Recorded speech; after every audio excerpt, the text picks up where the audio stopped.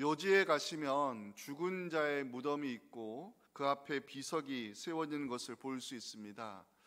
비석에는 뭐가 담겨 있습니까? 비석에는 주로 고인의 이름, 생애와 업적, 배우자와 자녀들의 이름, 그 돌아가신 시기와 또 명복을 기원하는 문구가 비석에 새겨 있습니다. 명복을 기원하는 문구는 주로 자손들이 그 고인을 추모하면서 의미가 담긴 글을 새기곤 하는데, 성도의 무덤 앞에 세워진 비석에는 섬겼던 교회와 직분, 그리고 평소 의지하며 살았던 성경 구절이 새겨 있는 것을 볼 수가 있습니다. 저를 목회자의 길로 안내하셨던 저희 큰아버지 하일용 목사님의 그 무덤에는 비석이 세워져 있는데요, 그 비석에는 시편 18편 1절 나의 힘이신 여호와여 내가 주를 사랑하나이다, 이 말씀이 새겨져 있습니다. 가난했던 시절 폐암에 걸리셔서 한쪽 폐 없이 살아가시다가 목회자로서 말씀을 선포하는 강단에 서실 때에는 그날 주일 예배가 마지막 설교를 하는 것처럼 최선을 다하셨던 저희 큰아버지는 평생 나의 힘이신 여호와여 내가 주를 사랑하나이다, 이 말씀을 의지하며 목회하셨던 것을 기억하고 있습니다. 사람은 누구나 개인의 종말을 맞이합니다. 죽음을 피해갈 수 없는 것이 우리의 현실이고 죽음은 우리를 기다리고 있습니다. 언제가 개인의 종말을 맞이했을 때 성도님들은 만약 비석을 세우신다면 어떤 글을 남기고 세상을 떠나시겠습니까? 아마 비석에 남기시는 한 줄의 글은 사랑하는 자녀들 그리고 자손들에게 전하고 싶어하는 인생의 교훈이나 아니면 평생 의지하고 살았던 성경의 어느 한 구절이 여러분들의 무덤 비석 앞에 새겨지지 않을까 생각이 됩니다. 오늘 살펴볼 본문의 제목을 한번 보실까요? 시편 16편 2편의 제목을 보시면 다윗의 믹담으로 되어 있습니다. 믹담은 히브리어로 미크담이라고 하는데요, 조각, 새겨놓은 것, 이런 뜻입니다. 다윗이 지은 시로 알려진 시편 16편은 다윗이 위기 상황을 맞이했을 때 하나님의 구원을 경험하고 그것을 기억하기 위하여 기념비에 새겨진 비문이 아닐까 성경학자들은 추정하고 있습니다. 시편을 연구한 학자들은 시편 16편을 확신의 시로 분류하고 있습니다. 그 이유는 8절 때문인데 오늘 설교 제목이 여기서 나왔습니다. 함께 읽었으면 좋겠습니다. 시작. 내가 여호와를 항상 내 앞에 모시며 그가 나의 오른쪽에 계심으로 내가 흔들리지 아니하리로. 기왕에 표시하시면 좋겠습니다. 내가 흔들리지 아니하리로다. 오늘 설교 제목입니다.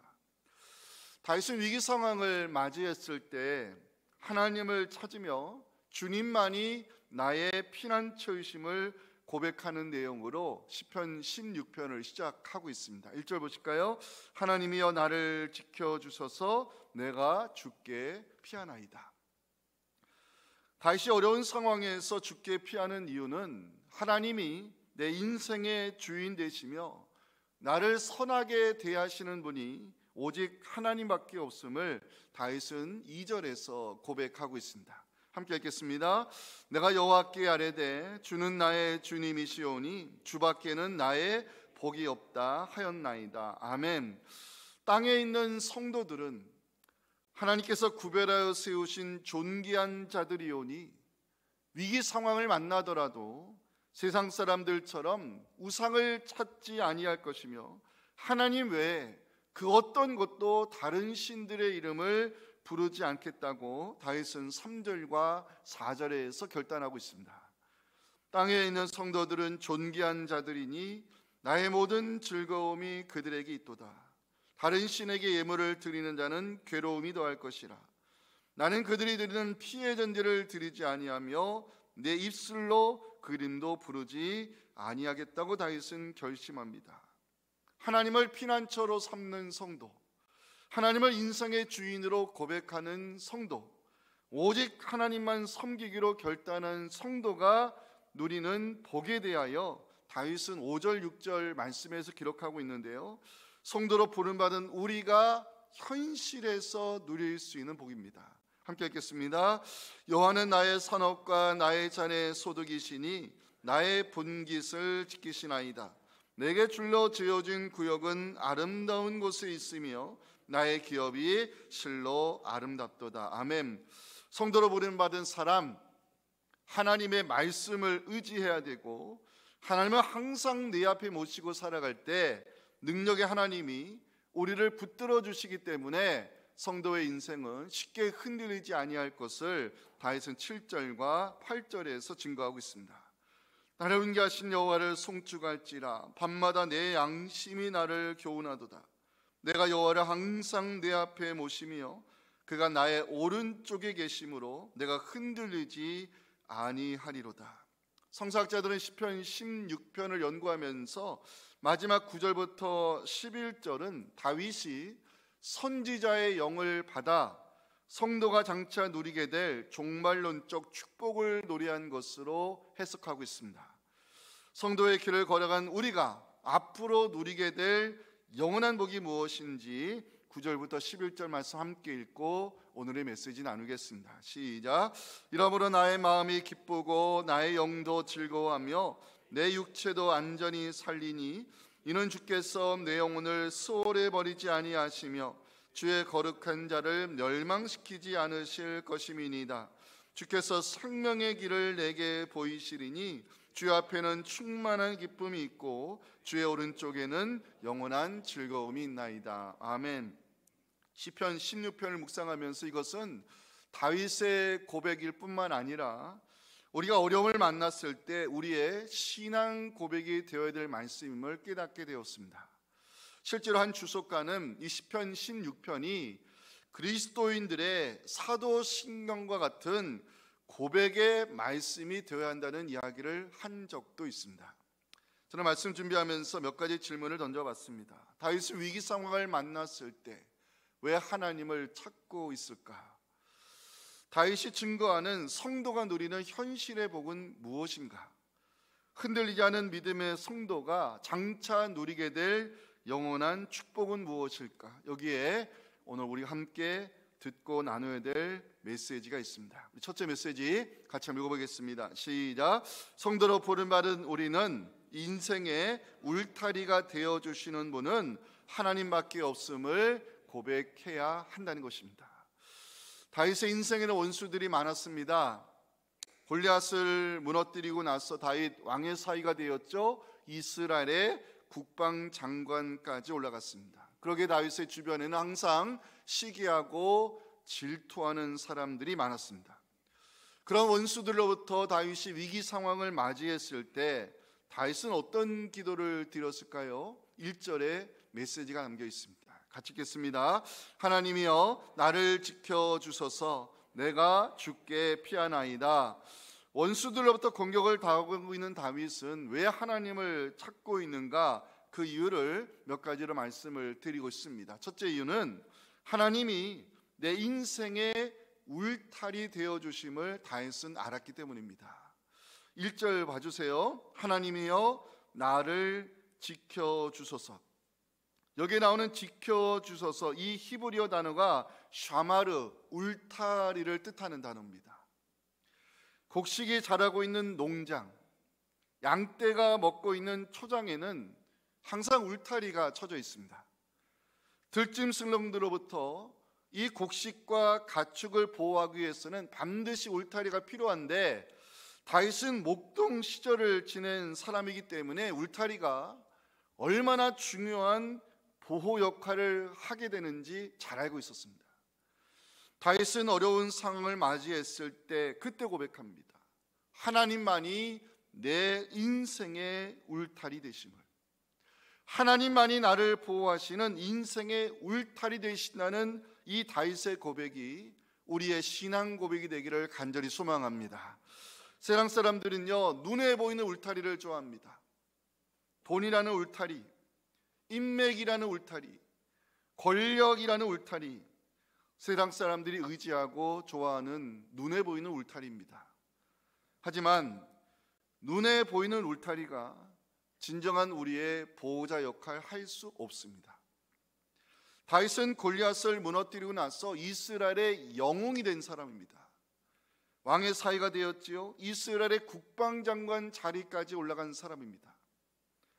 다윗에게는 눈에 보이는 울타리들이 많았지만 그런 것들이 내 인생의 보호자 될 수 없음을 다윗은 알고 있었습니다. 다윗은 위기 상황을 만났을 때 하나님만이 내 인생의 울타리 되심을 고백하며 하나님이 나의 피난처 되어 주시기를 기도하고 있습니다. 사랑하는 성도 여러분, 우리 인생의 울타리 되어 주실 수 있는 분은 하나님밖에 없음을 고백하시기 바랍니다. 그 고백으로 살아가는 우리에게 하나님께서 울타리 되어 주시고 보호자 되어 주시며 피난처 되어 주심으로 흔들리지 않는 인생을 살아가는 우리 모두가 될 수 있기를 주님의 이름으로 축원합니다. 위기 상황에서 다윗은 왜 하나님을 찾고 있을까? 두 번째요, 전능하신 하나님이 언약의 말씀 이루어 주실 것을 확신하였기 때문입니다. 자, 이제 절 보지 마시고 1절 2절 봐주세요. 1절 2절 보시면 다윗이 하나님을 부르는 이름이 1절과 2절에 다르게 나와 있는 것을 볼 수 있습니다. 1절에 나오는 하나님, 히브리어로 엘입니다. 엘. 하나님으로 번역하고 있는 엘은 전능하신 하나님을 가리킬 때 성경이 주로 사용하는 하나님의 이름입니다. 다윗이 원수로부터 어려움을 당할 때 하나님이여 나를 지켜주소서, 하나님이여 나의 울타리 되어주소서 기도하는 이유가 있습니다. 원수들이 아무리 연합하여 힘을 모으고 자신을 위협해도 엘, 전능하신 하나님을 그들이 이길 수 없음을 다윗은 확신하였기 때문입니다. 세상의 문제가 아무리 커도요, 하나님의 능력보다 클 수 없습니다. 세상의 힘이 아무리 커 보여도 그 힘이 전능하신 하나님을 이길 수 없습니다. 그 믿음으로 다윗은 나의 울타리, 나의 보호자가 되어 주실 수 있는 전능하신 하나님을 기도 가운데 찾고 있는 것입니다. 이제 2절 보시면 다윗이 하나님을 부르는 이름이 여호와로 나와 있습니다. 여호와, 구약에서 언약의 말씀을 신실히 지키시는 하나님을 가리킬 때 사용하는 하나님의 성호입니다. 다윗은 언약을 지키시는 여호와를 향하여 2절에서 뭐라고 고백하죠? 나의 주님이라고 고백하고 있습니다. 나의 주, 히브리어로 아도나이입니다. 아도나이는 다스린다는 의미가 담겨 있는데 주권자라는 뜻입니다. 다윗은 내 인생의 주권이 원수들의 손에 있는 것이 아니라 내 삶의 주인이신 주께 있음을 여기서 고백하고 있습니다. 하나님은 사무엘 선지자를 보내 다윗에게 기름을 부어 주셨고요, 언약을 맺으셨습니다. 다윗은 위기 상황을 만나도 전능하신 하나님을 신뢰했고요, 내 인생의 주인 되시는 하나님이 나를 지키셔서 언약의 말씀을 모두 이루어 줄 것을 확신했습니다. 그 믿음이 다윗으로 하여금 어려운 순간에서도 흔들리지 않은 믿음의 사람으로 세워주었고, 하나님은 그런 다윗의 인생 가운데 약속하신 말씀을 모두 이루어 주셨습니다. 사랑하는 성도 여러분, 세상의 문제가 아무리 커 보여도요, 하나님의 능력에서 벗어날 수 없음을 믿으시기 바랍니다. 우리가 하나님을 신뢰하면 여호와께서 우리에게 약속하신 그 말씀을 모두 이루어 줄 것을 확신하시면서 1절과 2절을 우리의 신앙 고백으로 함께 읽었으면 좋겠습니다. 시작. 하나님이여 나를 지켜주소서, 내가 주께 피하나이다. 내가 여호와께 아뢰되 주는 나의 주님이시오니 주밖에는 나의 복이 없다 하였나이다. 아멘. 자, 두 번째 메시지입니다. 저 중요한 메시지는 같이 읽겠습니다. 시작. 성도로 부름받은 우리는 혼합주의 유혹을 경계하며 거룩하게 구별된 자로 살아가야 합니다. 이제 3절 보십니다. 땅에 있는 성도들은 존귀한 자들이니 나의 모든 즐거움이 그들에게 있도다. 여기 성도, 히브리어로 카도시에서 나온 단어인데요, 거룩하게 구별된 자를 말합니다.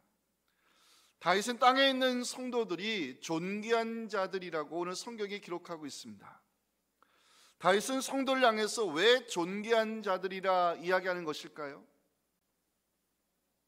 성도는 땅에 살아도 하늘을 바라보며 살아가는 사람들이기 때문입니다. 성도는 세상 사람들과는 구별된 거룩한 존재이기 때문입니다. 성도는 하나님이 세우신 존귀한 자들로 혼합주의 유혹을 경계하며 우상을 숭배하지 않는 하나님의 사람들이기 때문입니다. 다윗이 성도들을 존귀한 자들이라 부르는 이유, 원수들로부터 공격을 당하고 위기 상황을 맞이했지만 나 다윗 성도의 정체성을 잃어버리지 않겠다는 이 다윗의 결심이 이 3절에 담겨 있는 것입니다. 세상 사람들은요, 소위 말해 믿음이 없는 사람들은요, 어려움을 당하면 어떻게 하는지 아십니까? 4절 보시면 알 수 있습니다. 다른 신에게 예물을 갖다 바칩니다. 피해 전제를 드립니다. 자신들의 입술로 하나님 외에 우상의 이름을 부르기 시작합니다. 다른 신에게 예물을 드리는 사람들, 성경학자들은 이들이 혼합주의자들이라고 주장하고 있습니다. 혼합주의자란, 잘 들으세요, 혼합주의자란 하나님을 섬기면서도 다른 신, 즉 우상을 숭배하는 자들을 말합니다. 구약을 읽어보면 이스라엘이 망한 이유를 여러 가지 찾을 수 있겠지만 혼합주의 신앙 때문이라고 지적할 수 있습니다. 여호와 하나님을 섬깁니다. 그런데 위기 상황을 만나면 다른 신에게 예물을 갖다 바칩니다. 다른 신의 이름을 부릅니다. 그 신의 진노를 달리기 위해서 자신의 자식을 잡아서 피해 전제를 드리는, 몰록을 위한 제사를 드리는 사람들, 이게 이스라엘을 망하게 만들었던 혼합주의 신앙의 사람들입니다. 여러분, 하나님의 영광이 이스라엘을 떠난 이유 무엇 때문인지 아십니까? 하나님의 영광이 그 땅을 떠나버리면 그 땅은 더 이상 축복된 기업이 아니라 저주받은 땅이 되어버립니다. 하나님의 영광이 이스라엘을 떠난 이유는 혼합주의 때문입니다. 에스겔 8장 6절과 16절 10절을 읽으실 때 하나님이 왜 이스라엘을 떠났는지, 이 혼합주의 신앙이 얼마나 그 땅을 위험하게 만드는지 한번 보시기 바랍니다. 그가 또 내게 이르시되 인자야, 이스라엘 족속이 행하는 일을 보느냐? 그들이 여기에서 크게 가증한 일을 행하여 나로 내 성소를 멀리 떠나게 하느니라. 너는 다시 다른 큰 가증한 일을 보게 될 것이다. 그가 또 나를 데리고 여호와의 성전 안뜰에 들어가시니라. 보라, 여호와의 성전문 곧 현관과 제단 사이에서 약 25명이 여호와의 성전을 등지고 낮을 동쪽으로 향하여 동쪽 태양에게 예배하더라. 또 내게 이르시되 인자야, 네가 보았느냐? 유다 족속이 여기에서 행한 가증한 일을 적다 하겠느냐? 그들이 그 땅을 폭행으로 채우고 또다시 내 노여움을 일으키며 심지어 나뭇가지를 그 우상으로 만든 그 형상의 코에 두었다고 하나님은 진노하십니다. 이사야 시대나 에스겔 시대나 우리가 살아가는 시대는 혼합주의가 살아 있습니다. 참과 거짓이 섞여 있습니다. 심지어 우리의 신앙 속에도 기복주의가 섞여 있습니다. 필요할 때는 하나님을 찾고 많은 경우에 하나님 자리에 다른 것들이 차지하고 있습니다. 성경에서 지적하는 우상 숭배는 큰 죄지요? 다른 게 아닙니다. 하나님이 있어야 될 자리에 다른 것을 세울 때 그것이 혼합주의에서 나오는 우상 숭배입니다. 다윗을 시기하고 질투했던 사울 왕을 왜 실패했는가 한마디로 평가한다면 혼합주의자이기 때문입니다. 사울이요, 위급한 상황을 맞이하자 사울도 여호와 하나님의 존재를 아니까 하나님을 찾습니다. 그러나 하나님이 응답을 하지 않으시니까 사울이 신접한 여인을 급하게 찾는 혼합주의자의 모습을 사무엘상 28장 5절과 7절에서 보여주고 있습니다. 사울이 블레셋 사람들의 군대를 보고 두려워서 그 마음이 떨었습니다. 상황이 위급하자 사울이 여호와를 찾습니다. 하지만 하나님이 꿈으로도 우림으로도 선지자도 사울에게 대답하지 아니하시니까 사울이 신하들에게 명령합니다. 나를 위하여 신접한 여인을 빨리 찾아오라. 내가 그에게로 가서 그에게 물으려 하니 그 신하들이 엔들의 신접한 여인을 사울에게 데려옵니다. 혼합주의자입니다. 다윗에게도 한때 유혹이 있었습니다. 사울로부터 쫓김을 당했을 때 그 주변 사람들이 다윗에게 네가 하나님을 믿는 사람인데 왜 10년을 넘게 도망을 다니고 있느냐? 다른 신을 한번 찾아봐라. 다른 신을 한번 섬겨봐라. 주변 사람들이 다윗을 유혹했던 적이 있습니다. 사무엘상 26장 19절에서 다윗은 그 유혹받았던 경험을 이렇게 이야기합니다. 원하건대 내 주 왕은 이제 종의 말을 들으소서. 만일 왕을 충동시켜 나를 해하려는 이가 여호와시면 여호와께서는 재물을 받으시기를 원하나이다마는 만일 사람들이면 그들이 여호와 앞에 저주를 받으리니 이는 그들이 이르기를 너는 가서 다른 신들을 섬기라.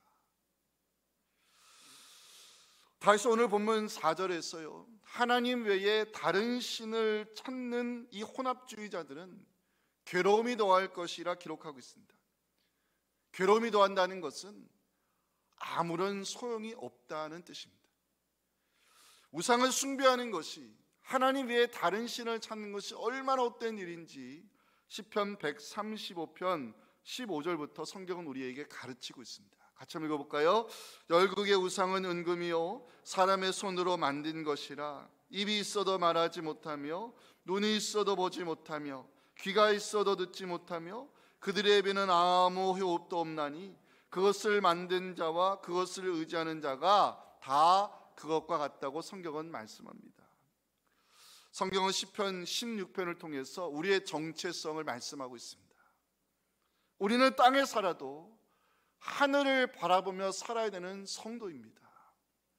우리는 하나님께서 거룩히 구별하여 세우신 성도입니다. 우리는 존귀한 성도의 옷을 입었기에 다른 신을 함부로 찾아도 안 되고, 하나님이 있어야 될 자리에 다른 것을 세우는 혼합주의가 되어서도 안 됩니다. 우리는 하나님만을 섬기도록 부름받은 거룩한 성도임을 잊지 마시고, 땅에 살아도 하나님만을 바라보는 존귀한 성도로 살아가는 여러분들을 통해서 하나님의 하나님 되심이 증거될 수 있기를 주님의 이름으로 축원합니다.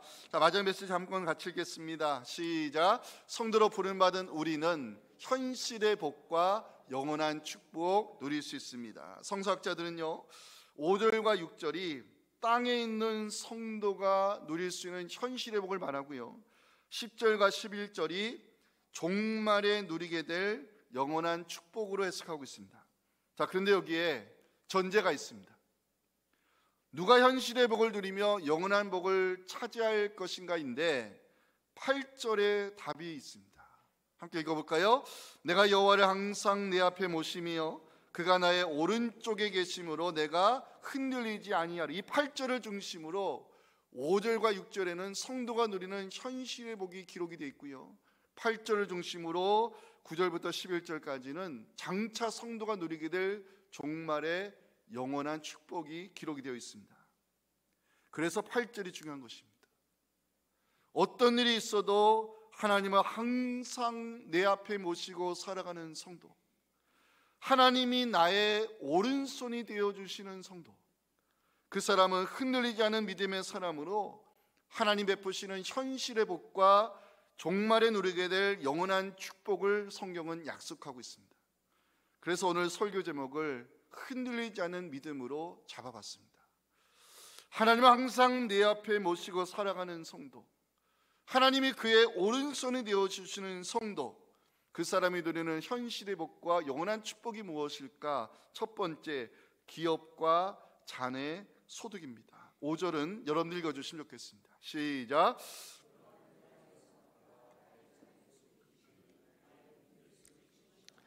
산업이라는 단어가 나오고 있죠. 히브리어로 하나님이 주시는 기업을 말합니다.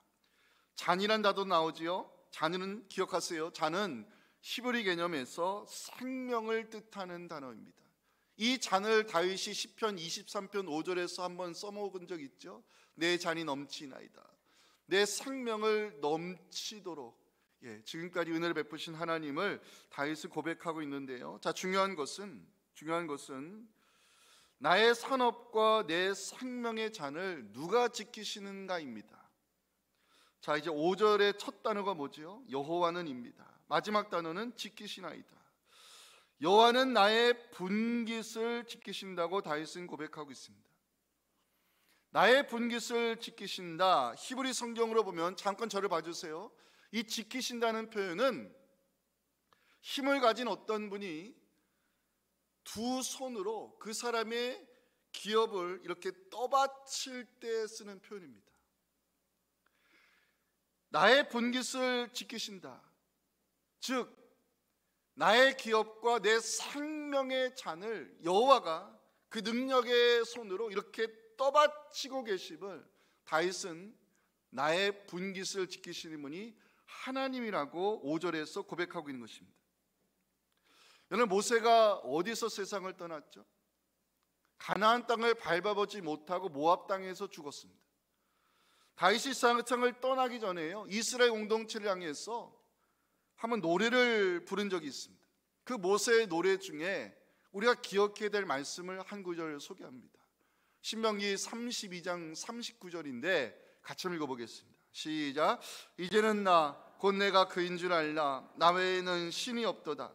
나는 죽이기도 하며 살리기도 하며 상하기도 하며 낫기도 하나니 내 손에서 능히 빼앗을 자가 없도다. 하나님에 대한 다윗 모세의 고백인데, 하나님이 두 손으로 받쳐주시면 하나님 주시는 가나안의 기업은 누구도 빼앗아서 할 수 없음을 모세가 이 노래로 고백하는 장면입니다.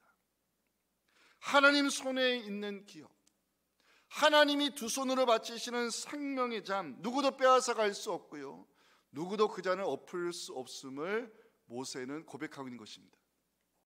이것이 왜 중요할까요? 하나님이 우리의 기업과 생명의 잔을 두 손으로 받들어 주실 때 우리는 하나님이 정하신 인생의 구역 안에서 아름다움을 볼 수 있기 때문입니다. 그게 6절입니다. 함께 읽겠습니다. 내게 줄로 지어준 구역은 아름다운 곳에 있으며 나의 기업이 실로 아름답도다. 이 줄이란 단어는 히브리어로 지경을 뜻하는 단어입니다. 하나님이 우리의 기업과 생명을 두 손으로 받쳐주실 때 비로소 우리는 하나님 정해주신 인생의 지경 안에서 아름다운 것들을 볼 수 있다고 다윗은 고백하고 있습니다. 사랑하는 성도 여러분, 하나님이 우리의 기업과 생명을 떠받치시면 누구도 우리의 것을 빼앗아 갈 수 없음을 믿으시면서 하나님이 정해주신 인생의 지경 안에서 좋은 것들만을 누리며 살아가는 여러분들의 아름다운 인생이 될 수 있기를 주의 이름으로 축복합니다. 자, 두 번째, 하나님을 믿는 성도, 흔들리지 않은 믿음의 성도가 누리는 복은 영원한 즐거움입니다. 영원한 즐거움. 10절을 같이 한번 읽겠습니다. 시작. 이는 주께서 내 영혼을 수월해 버리지 아니하시며 주의 거룩한 자를 멸망시키지 않으실 거니십니다. 10절은요 대단히 유명한 말씀입니다. 왜 그런지 아세요? 신약에 가셔서 성령을 충만히 받은 사도 베드로가 유대인들을 향해서 예수 그리스도의 부활을 증거할 때 인용했던 말씀이 오늘 본문의 10절입니다. 베드로가 부활의 주님을 선포하는 현장으로 한번 가볼까요? 다 같이 성경 한 번만 찾겠습니다. 가주세요. 사도행전 2장을 열어주세요. 자, 찾으세요. 사도행전 2장 27절과 30절부터 32절 읽을 건데요, 베드로가 어떤 말씀을 인용하여 부활의 주님을 유대인들에게 선포하는가, 그 현장에서 한번 같이 찾아 읽도록 하겠습니다. 사도행전 2장 27절 먼저 읽어봅니다. 시작. 이는 내 영혼을 음부에 버리지 아니하시며 주의 거룩한 자로 썩음을 당하지 않게 하실 것이미로다. 30절부터 32절입니다. 시작. 그는 선지자라. 하나님이 이미 맹세하사 그 자손 중에서 한 사람을 그 위에 앉게 하리라 하심을 알고 미리 본고로 그리스도의 부활을 말하되 그 음부에 버림이 되지 않고 그의 육신이 썩음을 당하지 아니하시리라 하더니 이 예수를 하나님이 살리신지라 우리가 다 이 일의 증인이로다. 아멘. 썩음을 당하지 아니한 주의 거룩한 자가 누구인가? 다윗은요, 선지자의 영을 받아서 1000년 후에 있을 예수 그리스도의 부활을 예언했다고 사도 베드로는 여기서 전하고 있습니다. 이제 본문으로 다시 돌아오시겠습니다. 성서학자들은 시편 16편을 연구하면서 10절 말씀이 다윗이 선지자의 영을 받아 1000년 후에 있을 그리스도의 부활을 예언한 말씀이라면 11절은 성도들이 종말에 누리게 될 영원한 복으로 해석하고 있습니다. 11절 다 같이 읽어봐야 되겠죠? 시작. 주께서 생명의 길을 내게 보이시리니 주의 앞에는 충만한 기쁨이 있고 주의 오른쪽에는 영원한 즐거움이 있나이다. 아멘. 주께서 보이신 생명의 길이 누구일까요? 길이요 진리요 생명 되신 예수 그리스도이십니다. 예수를 믿는 성도에게 하나님 주시는 영원한 즐거움이 있습니다. 바로 예수의 부활이 나의 부활이 되게 하시는 영생의 축복입니다. 사랑하는 성도 여러분, 하나님이 약속하신 영원한 즐거움은요, 세상에서 맛보기 힘든 즐거움입니다. 예수의 부활이 나의 부활이 될 것이라는 이 믿음과 소망 속에 살아가는 우리에게 로마서가 주는 위로의 말씀이 있습니다. 로마서 8장 18절을 함께 읽고 오늘 설교 마치겠습니다. 두 번 읽어볼까요? 시작. 생각하건대 현재의 고난은 장차 우리에게 나타날 영광과 비교할 수 없도다. 한 번 더요. 생각하건대 현재의 고난은 장차 우리에게 나타날 영광과 비교할 수 없도다. 아멘. 함께 자세히 한번 일어나시겠습니다. 오랫동안 앉아 계셨는데 일어나서 우리의 힘이 되시고 우리에게 영원한 또 생명과 축복을 허락하신 하나님께 온 마음을 다해서 이 찬양으로 우리의 신앙을 고백하기 원합니다.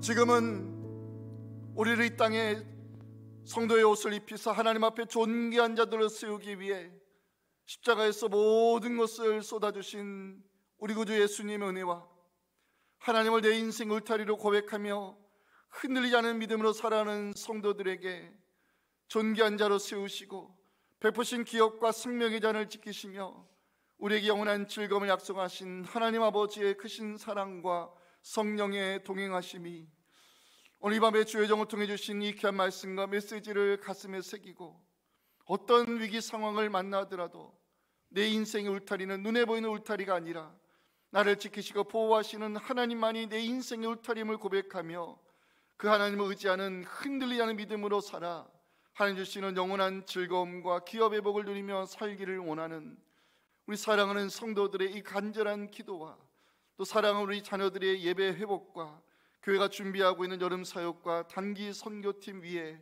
지금부터 영원토록 함께 하시기를 간절히 축원하옵나이다. 아멘.